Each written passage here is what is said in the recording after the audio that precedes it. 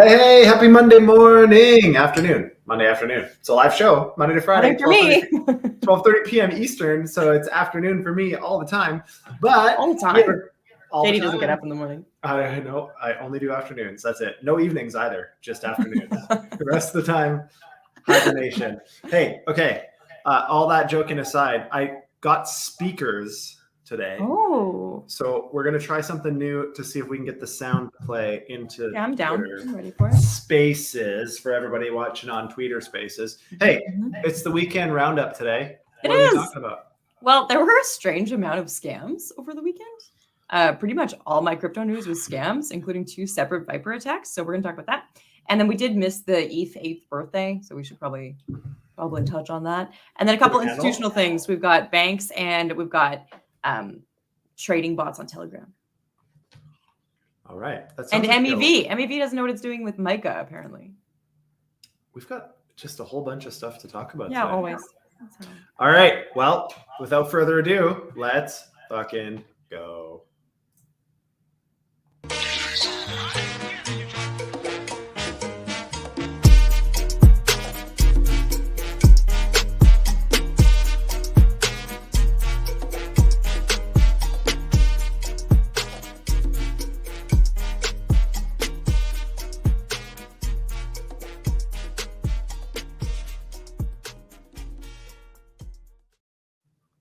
It works. Hold on, don't yell. I gotta switch my sound back. I didn't know. Boom. There we go. Now right. It worked. Enrique says it worked. It worked. We finally got it figured out. We can do it. We can do it. We can do the basics. Amazing. All right. Okay. So we got a ton of stuff to talk about. Hey, this first one is like gross. Super strange. Yeah, I don't know. I wasn't sure about talking about it because it's just a little bit extreme. But we've been talking about the crypto king in Ontario and how he got like kidnapped and beaten up. And we've talked about a few other things about people like going missing. And remember there was that guy who got shot in like Texas? Was it Texas? In Puerto Rico, there's a bunch of people that have gone missing. And yeah, but so like crypto crime is starting to have an IRL impact, or at least we're starting to hear about that, right? And this is the same. And I don't know, it's kind of icky. It's a little bit crypto mafia for me. But basically, Fernando Algaba was an influencer and entrepreneur, and he was missing for a while, and he was found dismembered in a suitcase. Yeah, by kids in Buenos Aires, which is awesome. So I have maybe an interest in this story for reasons slightly different than you. Okay. But I think this, so that's good. I think this really is something that we need to meaningfully pay attention to as a space and as individuals as we move to more self-custody and liberation of your own finances and so on and so forth. There is an obligation to really understand security and to try to understand how to protect yourself from this kind of thing. Now, the first step would be don't do dumb shit. So I mean, usually these people are involved in something questionable. There's some controversy somewhere. Whether it's accurate or not is besides the point. But somebody thinks they're mad at them and have a reason to be. Yeah. And so it's just important, I think, as individuals in this space, just make sure that we understand. Imagine if robbing a bank was as easy as finding some unsuspecting guy on the side of the street after a couple of beers. Exactly. And that's all you had to do was like show up and poke your finger into their back and say it's a gun, and they're going to give you their private keys. Totally. I mean, we got to prepare around that. Evie, set up. Anyways, we got to prepare around that, and I think just be aware. Like this stuff, absolutely, is unfortunate, but there's a lot of money, and it's a lot of people that otherwise aren't thinking about personal security. And should. When I had Michael on from Wallet Guard, not Friday last week, but the Friday prior to that, it was a really good episode where at the end he talked about how to increase your security in Web 2 before you even enter Web 3. Because most people just take for granted that their 2FA is a joke, right? Yeah. And so if you are already compliant and complacent in those kinds of spaces and you move into Web 3, you're super, super vulnerable. Yeah, completely agreed. So this is our reminder for you. Make sure that you're not an easy target. Don't do anything dumb. Like, this guy was an influencer, and obviously he was an entrepreneur. So I suspect there's probably some controversy. There was some stuff. Conspiracy. I don't know. Who knows? But it does suck to see somebody dismembered. Like, that's unfortunate. It's kind of gross, but yeah, this is part of the gig. We're transitioning to a new, financial economy and financial infrastructure, and there's going to be some things that we're going to figure out along the way. So anyways, let's move on to Viper. All right. So there's two different Viper hacks, scams, vulnerabilities this weekend. We're going to start with the BNB one. So we'll do BNB and then Curve. But got it. What's a Viper attack? Tell me about that. Why does this matter? What is a Viper attack? Like, why are we seeing these come out all at the same time? I don't know. It's kind of an interesting thing to see two of them. Yeah. So Viper is a programming language. And so how do I explain this without getting too deep? Essentially, there is a reentrancy potential, I suppose, in Viper in older versions. So if you're using an older version of Viper, I think anything before 0.3.0, then this reentrancy is possible. So this is an example in BNB where they had 5 million worth of ETH that was exploited from this. I think a certain amount of it was returned. I'm not sure how much. Oh, returned and recovered 5 million. Sorry. But anyways, this is like, I was talking with some friends about this last night. And this is like one of those things that, I mean, fine. We have to acknowledge that there's going to be a lot of unknown risk vectors over time, but there's some things that we shouldn't miss and auditors shouldn't miss. And this, like, these were known vulnerabilities in my, okay. And so, like, to me, this says it's unfortunate and it's impossible to understand every risk and to mitigate every risk, but there's some that I think should be like front and center, and this being one of them. So we'll have to see what comes of this. What's more interesting, go ahead. I just wanted to clarify, because there's the BNB one, which I think you said was 5 mil, and then Curve suffered 24 million in losses, but across some of their protocols. So JPEG, Alchemix, and Metronome DAO. And Curve also came out and said that it was a reentrancy attack, but then rescinded that. I don't know if I'm not an expert here. I don't know if there's other types of attacks that it could have been instead, or if they're trying to save face, but it's something to note. I really don't think that anybody fully understood what was going on until later. So I think there was like a lot of people trying to make statements and trying to figure out how to navigate this, and kind of real time as things were happening and unfolding. I mean, this is another example of contagion.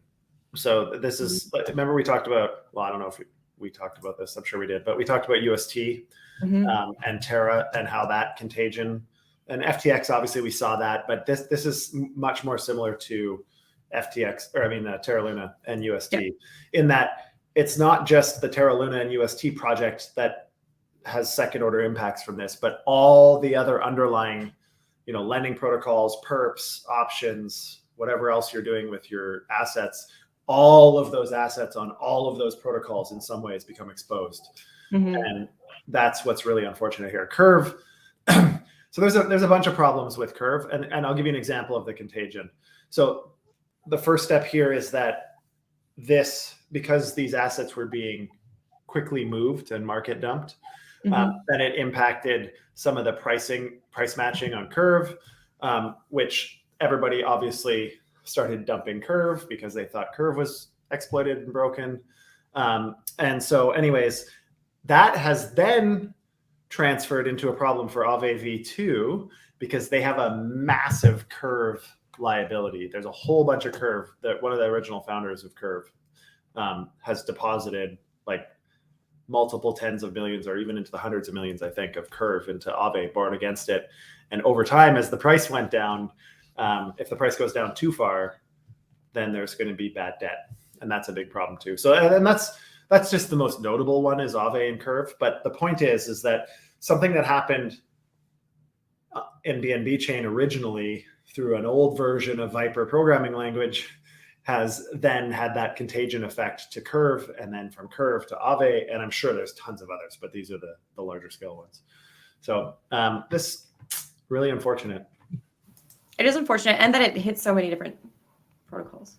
Yeah. And that it's still happening, and that it's in theory preventable, but I don't know. And then on the other kind of side of scams, we also had a big rug pull over the weekend. Yeah, this one was 2 million. Yeah. So it's, as far as like rug pulls go, I guess it's not huge, but it just is. No, but it's decent. A lot of these rug pulls are done for like low six figures. Yeah, exactly. You know, and so 2 mil, again, by the time they're done, it's going to be 100 grand, 200 grand max. Like, just run the protocol and just be honest with your users, and you probably would have made 10 times that. But yeah, we don't need to get super into it, but but I mean, we see these scams all the time, and as we see more new entrants, maybe even people who aren't institutional, but let's say you like work at a bank and your workplace starts to invest, and you're like, yeah, I guess I should be investing in crypto too. We're going to see more people entering. We're going to see more people who don't know what they're doing. Hopefully, not more people cut up in suitcases, but probably a lot more workplace. My hope is that as we see what I think the catalyst for meaningful user adoption is going to be regulation or some version of moving towards a more clear regulatory environment.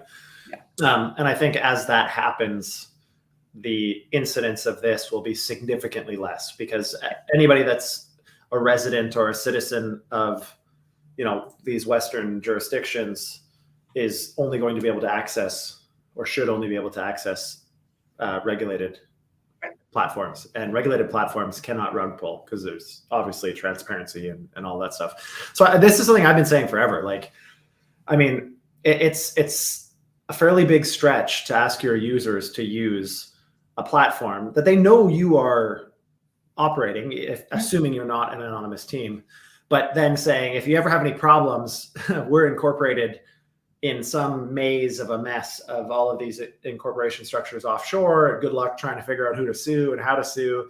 To me, all of it is a little bit like living in a clown world. And I think as we get some more regulatory clarity here, that a lot of this will actually start to go away, which I'm excited for. At least that's my.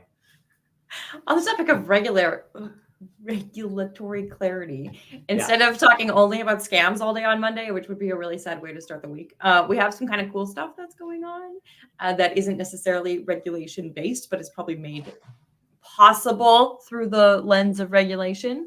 So last week we talked about, kind of in passing, I noticed that we were talking about banks in crypto and crypto friendly banks. And I remember even you saying that even though your bank is purported to be crypto friendly, they still call every time you have a transaction and that kind of thing. And I struggle with that as well. Well, it turns out that 2/3 of the world's largest 30 banks are pro crypto, or at least purporting themselves to be pro crypto. I thought it was, yeah, okay, 2/3 of them. Yeah. I mean, that kind of makes sense. It's unfortunate that it took this long, but I think they're probably realizing, we've been saying this for months now, most incumbents and TradFi institutions by now, in the wake of all the nonsense that happened over the last 18 months, I think the stickiness and the staying power of the space has become obvious. And so now I think we're seeing a lot of transition of these incumbent institutions to say, hey, this clearly isn't going anywhere. So either beat them or join them or beat them, right? It's important to note that of the top 50 banks in the world, 4 of those major banks that are responsible for almost $20 trillion in assets annually are super anti-crypto. So it's not like this is 100% good news. There are still banks that are very anti-crypto, but I just think it's interesting to say, okay, I'm going to start this crypto business. I'm going to start operating in crypto. I'm going to get paid in crypto. I'm going to do these things. There might be a better solution for you in terms of your bank than what you're using now. So it's probably worth it. I understand if you're like an institution that's maybe not ready to take a stand yet and to start participating, but being anti-crypto today, I don't understand. Like, it's inevitable that it's going to become a meaningful piece of global finance. Yes. Why on earth would you just completely ignore it? Like cut off your nose to spite your face, I guess, eh? Now, there is some controversy about this too because of the travel rule. Wasn't it $2,000 is all that you can move? $3,000 is all that you can move daily or whatever. So some places that even are crypto friendly are still being imposed with these rules. And so it's not as friendly as fiat, more or less. So I don't know. I thought that was pretty cool. Yeah, I agree. Definitely good. I mean, obviously, we're going to see more and more of that, I think. But yeah. The next one that we have up is about Telegram. Do you remember when Telegram launched like crypto payments? I remember that, and then no one used it. No one uses? No. I saw somebody was looking at the X app today, and they've included that's right, a navigation thing that says coins. I don't see it. Yeah. Well, you can get paid in America as a Twitter person now, just like, I mean, this isn't a surprise they were talking about this. And so they're looking at, are you going to get paid in fiat or crypto? But there's a lot of trading bots that are coming out on Telegram now. And this is kind of interesting because previously they were all, web-based kind of dApps.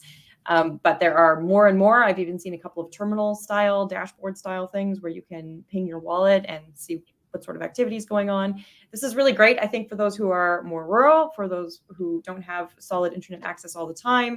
We're probably going to see a really big surgence of this in developing nations, as opposed to those of us who are sitting at our computers 24/7. But apparently Telegram trading bots have really taken off. Yeah, I think it makes sense that Telegram as a programming platform, actually, there's a lot of things you can do with Telegram as a developer relatively easily. You don't need to be super sophisticated to be able to build pretty interesting stuff. The flip side of this is Telegram is full of scams. And so a lot of times, these phishing attacks and different things have to do with just connecting your wallet or approving assets in ways that you don't understand. And so this is just another layer of potential risk. If you don't know how to read what you're signing, if you don't know what you're signing, that's a problem, especially if it's, unknown third-party applications. A lot of these Telegram bots, because many of them will be non-compliant from a regulatory standpoint, are developed and deployed by anonymous developers. Like, I feel like it's a bit of a playground for nonsense. So just be careful if you're going to start using these things. Make sure you know and are confident in the counterparty. Yeah, and a lot of them are just basing data off CoinGecko, which makes sense, but also isn't exactly like to the second accurate. So I always wonder about that too, making your trades based on data that's not quite right. But we still do it, yeah.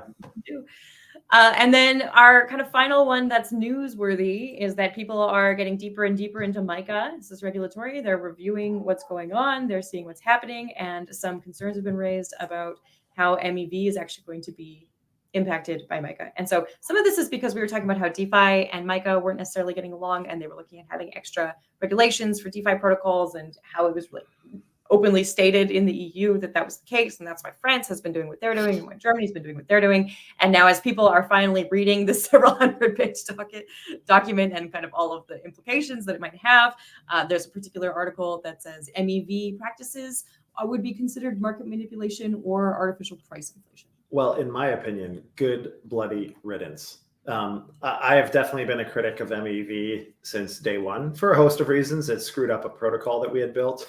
It made it very difficult for the protocol to do what it was supposed to. But besides that, I think MEV is just an unfair advantage for a certain few that understand how to do it. I don't see a world, honestly, a regulated world where MEV is allowed ever. It would never be allowed in TradFi markets. Makes sense. Reorg transaction ordering and all of that stuff is like a huge no-no. So honestly, I hope that they don't allow any MEV entities to register and they become blacklisted as utilities for most people, because it's a hugely unfair advantage. 75% of all Uniswap V3 transactions are MEV. Wow. 75%. That's wild. That's insane. And it's creating a lot of fictitious volume, but it's a zero-sum game. If they're extracting value, they're extracting it from someone. Right. And it's an incredible amount. I can't remember the dollar value, but it's a lot that is extracted. And so, I mean, Circle, of course, like, their ETH started with ETH, and of course their ETH maxis in many ways, and MEV has become a kind of cornerstone of ETH, and many other ecosystems too. But I don't see how anybody is thinking that this makes sense in a regulated world. I don't see how this could possibly be accepted and approved anywhere, but we'll see. It's exciting. And then kind of to wrap up, we missed ETH's 8th. Happy birthday to ETH. That was good. Are you popping out of a cake? Is that what's happening? Yeah, in my banana hammock. Maybe we'll do that on Spaces only, though. Maybe we won't do that. 8 years marking the launch of ETH, which I think is kind of exciting. How long have you been in the space for? Were you around when ETH launched? Did you witness it? Yeah, I remember. I wasn't like super active at that point. Just the white paper was kind of a big catalyst. Understanding what smart contracts were was a big motivation for me to learn more about the space and find ways to start getting involved. I had hair 8 years ago. Yeah. Whoa. Who knew? All right. So it feels like a few decades, but at the same time, it feels like just yesterday. Like it's kind of incredible what has been accomplished in the last 8 years. We're still here and still growing. So I think the next 8 years are going to be pretty damn exciting. Yeah, I don't know. I think it's kind of cool that it's 8 years. Technically. Happy birthday, ETH, and get rid of MEV so we can all be happy. That's it. That's what happened this weekend. We do have a new listener today from the Philippines, which is pretty cool, on YouTube. And so I say a big thank you to Evie and Christine and Nikki, who attend all the time, and hello to Unlucky Chan. Unlucky Chan, we got to switch that around and make it Lucky Chan from the Philippines. Anyways, thanks everybody for checking it out. Like, share, subscribe, share the love. Make sure we can get some additional reach as best we can, trying to help people out, navigate the space, get rid of some FOMO, get rid of some FUD, and you can make smart decisions. Live show Monday to Friday, 12:30 p.m. Eastern, Facebook, YouTube, Twitch, Twitter. It's time. Pretty much everywhere. Spotify. We are all over the place. Today, I say to you, Kiara, go FUD yourself. Go FUD yourself, JD. Later.